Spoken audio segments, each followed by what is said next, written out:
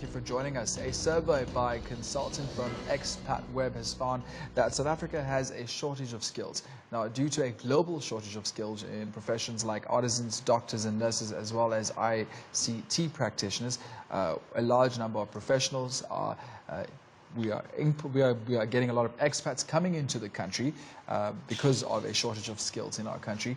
And a report was done by Expat Web. And to discuss this further, we're joined by Expat Web Director Marisa Jacobs. Marisa, hello.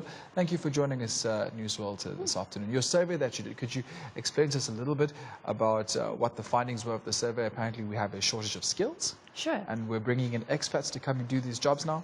Yeah, absolutely. The survey is conducted annually by Expat Web. This year we surveyed 110 organizations across South Africa, asking what are the skills that you find most difficult to recruit, and what are the skills that you're finding yourselves expanding your recruitment search internationally to try and find these skills. And organizations came back, and the top 5 skills that came back are ICT sector, obviously because of the fourth industrial revolution, yes, and technology stuff happening. Then also health sector has increased dramatically. So nurses and doctors? Nurses and doctors, specialist nurses, specialist doctors, also artisans, engineers, and then executive level professionals. And your survey has found that we have actually a shortage of those particular skills. Absolutely. And why do you think is that we have a shortage of nurses and doctors in our country, or people in the ICT sector? So the survey makes clear that it's not that we don't have those skills in the country. Of course we have, not enough. Demand outweighs supply. So there is a huge focus within the business sector at the moment that we need to upskill our local professionals. When we bring expats in, there needs to be a considerable effort to do skills transfer, needs to be concession planning to ensure that we don't have to continuously import skills, but also that outside skills help us to grow the economy. It helps us to attract foreign direct investment, and so there is a place for skills, foreign skills in the country. You know, you mentioned skills transfer. We're talking about a shortage of skills in the country, and we're at a time when unemployment, youth unemployment is at such a high rate. Surely this would also ease the burden if we had to perhaps do the skills transfer, or there were maybe subsidies in place for the youth to go out and study these skills that we have an incredible shortage of. I mean, what would you say about that? Absolutely. So the work permit legislation is very well designed, where there's a list of critical skills, and professionals who have these skills can get permits in those categories. Yes. But where a professional doesn't have that skill, there's very good principles in place that you first have to go to the Department of Labour to say you're not taking a job away from a South African. Okay. And so those items are in place, and there is quite nice legislation also put in by government where there is an encouragement to transfer skills. So certain permit categories requires you to transfer skills, otherwise you don't get that permit. All right, because you can't basically you can't take a job from someone who can't do the job. Correct. Yes, I get that. So you're saying that there's a list of skills that we have a shortage of in the country, and we are now having to bring in a lot of expats. Which countries are we looking for these expats to come in, and who are keen to come and work in South Africa from your research? I get that question all the time. Yes. People think expats aren't very keen to come to South Africa, but the opposite is true. We see expats coming in from all over the world. I actually read another survey the other day, just sorry to cut you off there, you're talking about expats, and I also heard, because you sometimes think that people are maybe not interested in coming to the country because, you know, we've got high crime rates and you know, the economy is not so great, but experts say that they're very happy here. 90% of experts say they're very happy. The quality of life is great. Crime is not such a bad thing compared to other parts of the world. So that was actually a lovely survey to read. But Yes, yeah.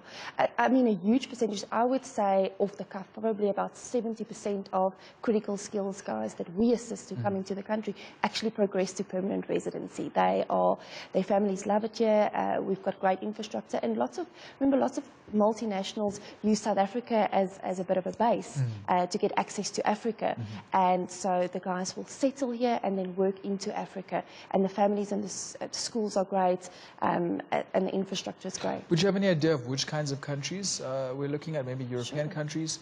Absolutely, from across Europe, lots of guys coming in, UK. Obviously, with our kind of weather versus their weather, it's a dream. They love it, they love it. And then there are large numbers of Chinese and Indian professionals coming to the country. Right. Okay, so in your survey, you've identified that we have a shortage of skills. I mean, it is concerning, it is worrying, but what do you think can remedy this, and should we be very concerned? I think it's important to note that it's not an isolated phenomenon in South Africa. There's a global shortage of skills. Okay. So when we are looking to attract these skills, we're actually competing with other countries. If we look at the skills shortage list from Australia, it's almost copy-paste the same as the skills shortage list from here.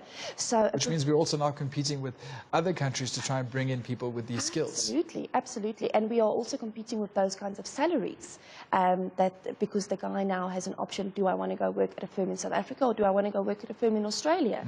So it's hugely competitive. And so employing an expat is not first choice for organizations. Yes. They do it out of necessity.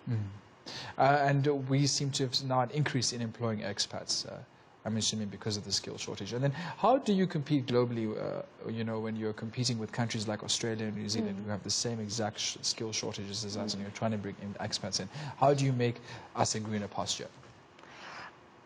Organisation seems to be getting it right, yes, because we've got a large number of guys coming in, but there's a couple of points that I suppose attract expats from different countries, and our HR professionals seem to have gotten it down to the T. Marisa, you also mentioned visa laws, and you were saying that some of these expats, they come in, they work, and then they sometimes go as far as even getting permanent residency. I mean, if you think about it, some of the countries around the world, they have very strict visa laws. How strict are our visa laws? I mean, if we're just giving away visas to expats after working, I mean, some places you could be an expat for many years before you can even consider becoming a permanent resident. Yeah. The survey actually touched on that, asking organisations whether the visa regime was a prohibitor in terms of them bringing expats into the country. And over 80% of respondents said yes, they find the visa regimes to be extremely restrictive. So we've got quite a tight visa regime. So critical skills, you have to be on that list. You can't just be on the list, you have to prove, you have to register with a South African professional body to prove that you have that skill. You have to get your qualifications accredited by SAQA. So on a skills front, it's there. Then if you don't qualify under critical skills, you have to go through an extensive Department of Labour process to prove that the companies looked for the skill locally and couldn't find it. And then lastly, if you're looking at an intra-company transfer, you have to have been employed within your company's group internationally, transfer only for a short period, and then during that period you've got an obligation to transfer your skill to a local person. All right. Marisa, also on your research and the survey that you did you have any interesting findings about why people are not necessarily drawn to becoming nurses or specialized doctors, or perhaps artisans, or working in the ICT field, or any one of these careers on the skill shortage? The survey didn't touch on that, but like I said, it's not that we don't have these skills. Yes. We do have them. We just don't have enough of them. We don't have enough. So the demand is growing, and we need to. I would encourage all matriculants who are looking at what they're going to study, look at that critical skills list. That is if you're going to pursue employment in one of those areas, you're going to make yourself much more employable. You would never be unemployed. We're joined in studio by expat web director Marisa Jacobs. Now, Marisa's firm did a survey. The survey found out that South Africa, we have a critical skills shortage, which means that we're bringing in a lot more expats than we would like to come in to fill in those jobs. But also, it's nothing surprising, or it's no room for concern, because this is a global issue. And we're competing with countries like Australia and New Zealand as well, who probably have a copy-paste list of skill shortages as well. Anything else that the survey found before we let you go? No, I mean those are really the main items. It's those very specific occupations that are a shortage in South Africa. Right, okay. Thank you so much, Marisa. Marisa Jacobs from Expat Survey. I was actually, before we had brought you on the show, you and I were discussing, and we were also talking about like how, we're talking about the skill shortage and we don't have skills in this country. We're bringing in people. Are we actually losing people as well? After conducting the survey, we did do a short comparison against professionals leaving the country. South Africa keeps notoriously bad records of our South African citizens leaving the country. Yes. But when we look at Australia, New Zealand, the UK, they keep very good records of who's coming into their countries. And they recently released a bit of data. And when we overlap those lists, it's exactly the same skills that we're losing from South Africa. Engineers, ICT professionals who are going abroad to go and widen their experience, and those are the guys that we need to find ways to retain into the country. All right, all right. Thank you so much, Marisa, for shedding some insights into the survey. So we've spoken about the visa laws, we've spoken about the critical shortage list. Is there anything else that you would like to add? You've said, like, if matriculants are now wanting to look at skills, they should look at those skills: nursing, ICT, specialized medicine.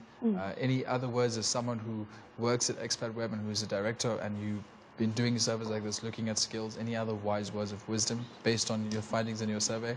Sure. The previous critical skills list was published in 2014 by the Department of Home Affairs. It's currently under review. A new list is expected to be published later this year, and we will be conducting a survey again later this year to get new data, and the results from the survey from the past couple of years will be giving us input to the Department of Home Affairs when they draft this new list, to say, this is what the business sector is saying, these are the skills they're struggling to recruit, and when that critical skills list is updated, these are the skills that you should include on that list to enable businesses to bring these skills in from abroad, grow their businesses, and in so doing grow the economy. All right, and where can we access the survey if we want to look at it just for our own leisure? Sure.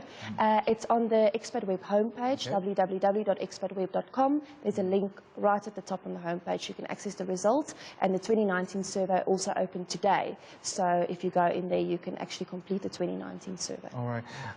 And then this is... all right, where do we mostly see people migrating from South Africa to? You said that they don't really take that list. That's one of the questions that I was just urged to ask you right now.